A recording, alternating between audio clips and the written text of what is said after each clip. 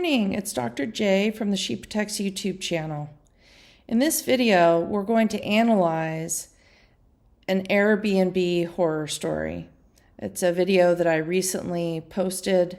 It depicts an experience from a woman who went to an Airbnb out in the woods alone, or a reenactment of what is thought to have happened there. And I received word from actually the friend of this woman that was supposed to be going to the Airbnb with her. And unfortunate circumstances happened. And the goal of this video really is for teaching purposes so that other women can learn some of the decisions that were made and the horror experience that happened, and maybe learn from them. Maybe this video will resonate as they make their own decisions about traveling, where to stay, and so forth as a solo female. So let's set the scene. The scene is, and of course, names have been changed.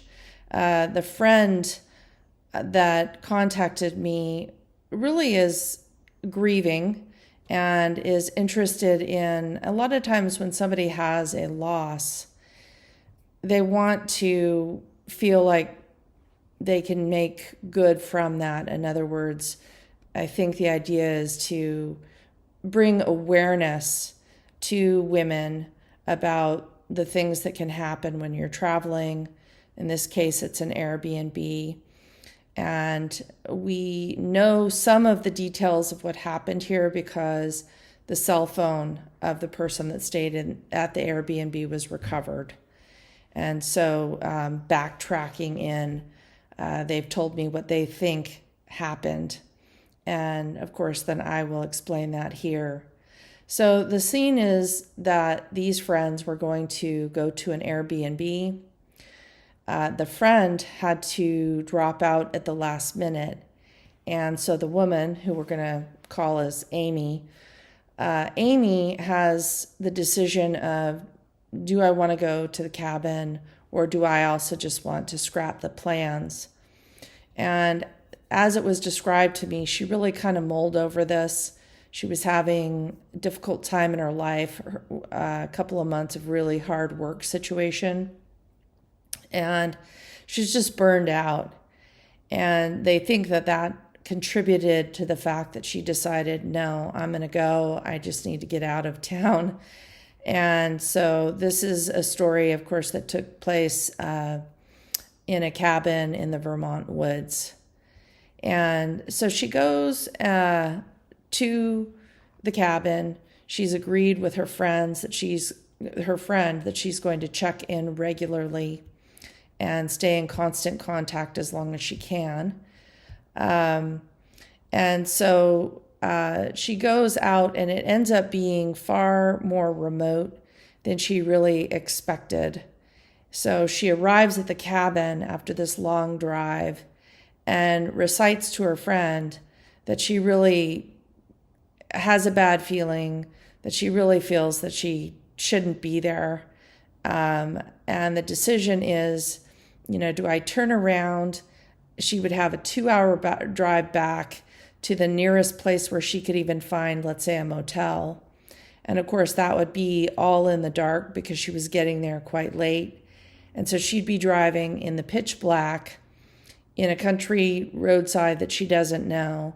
And so she makes the decision that she's going to cut her trip short, but she will just stay the night and then get up first thing in the morning and get out of there because she just doesn't feel, her senses, her spidey sense is up, that this isn't a good place for her to stay, and she really just shouldn't have come here.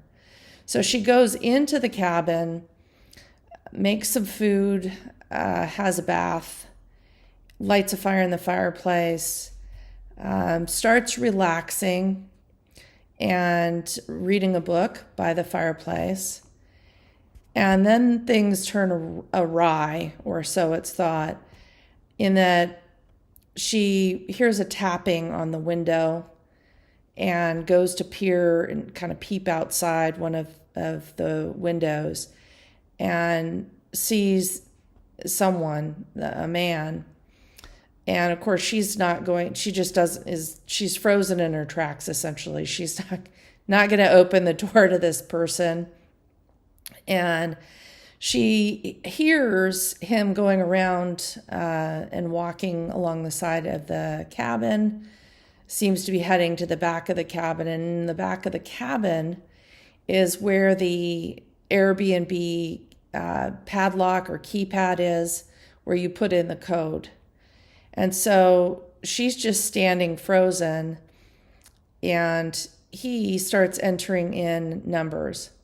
And she realizes, I'm not sticking around in case this guy knows the code and gets into the house. So she grabs what she can very quickly, which seems like it was her shoes, some boots, and a sweater and her phone. And she sort of skips out the side of one of the cabin doors and goes to hide behind a wood pile. And so she's crouched down beneath this wood pile, and she is hearing this person kind of rummage through the cabin. So she's at this point very grateful that she decided to exit because he did get inside. And she's just crouched down, staying as silent as she can. And of course, she is texting her friend what is happening. And she's also put on the video. So she's videoing and texting what is going on. And the man exits the cabin and starts walking. And thankfully, he seems to be walking away from her as she's hearing his footsteps get fainter and fainter. And eventually she stops hearing his footsteps. She stays crouched down for several more minutes, thinking that maybe he had just stopped and was waiting for her to move. And so she stays for apparently something like 5 or 10 minutes, just sitting there in silence, crouched down behind the woodpile. Then her plan is she's going to go and get out of there. She's gone. But unfortunately, she did not get a chance to grab her keys, which means she has to go back to the cabin to get those. And then she plans to bolt. So she is going back to the cabin, and this is where it gets intense, and that it seems like a gunshot is heard. And from there, her cell phone just kind of drops to the ground, but it continues to record. And then it's vague in terms of what happened from there.